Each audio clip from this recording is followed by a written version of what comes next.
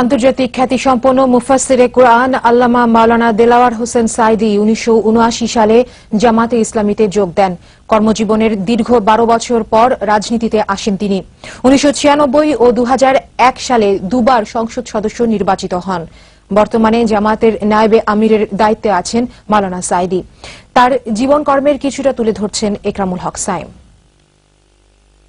1940 সালের 1 ফেব্রুয়ারি পিরোজপুরের সাইদখালী গ্রামে জন্ম নেন দেলাওয়ার হোসেন সাঈদী। পিতা মাওলানা ইউসুফ সাঈদীর প্রতিষ্ঠিত মাদ্রাসা থেকে প্রাথমিক শিক্ষা নেন তিনি। 1962-তে সারসিনা মাদ্রাসা থেকে কামিল পাশ করেন। এরপর ভাষা, ধর্ম ও দর্শন সহ নানা বিষয়ে গবেষণাও করেন তিনি। এই জনগণ আমার জন্য আসে না, এই জনগণ আসে আল্লাহর কোরআনের জন্য। 1967 থেকে দেশ বিদেশে কোরআনের দাওয়াতি কাজ শুরু করেন মাওলানা সাঈদী। এ কাজে তিনি 50টিরও বেশি দেশ ভ্রমণ করেন, চষে বেড়ান দেশের নানা প্রান্তে। বিড়ালের মতো 500 বছর বেঁচে থাকার কোনো লাভ নাই, সিংহের মতো 1 ঘন্টা বাঁচতে চাই। এ পর্যন্ত তার লেখা 72টি বই প্রকাশিত হয়েছে।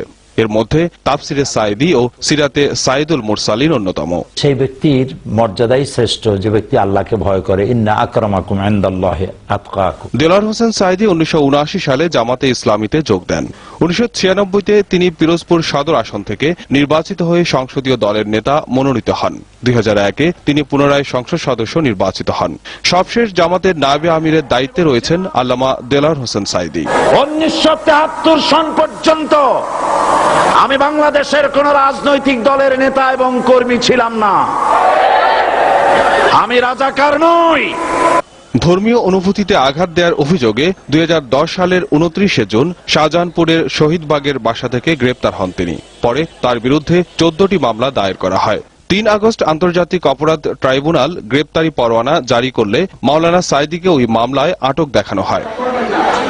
4 ছেলের জনক সাঈদীর আটক অবস্থায় বড় সন্তানের মৃত্যু হয়। সন্তানের লাশ কালে করার চাইতে বড় বোঝা বাপের জন্য আর কিছু নাই। এর কিছুদিন আগে মারা যান তার মা। প্যারোলে মুক্তি পেয়ে এই 2 আপনজনের জানাজায় ইমামতিও করেন তিনি। 2011 সালের 3 অক্টোবর সাঈদীর বিরুদ্ধে 20টি অভিযোগ এনে চার্জ গঠনের আদেশ দেয় ট্রাইব্যুনাল।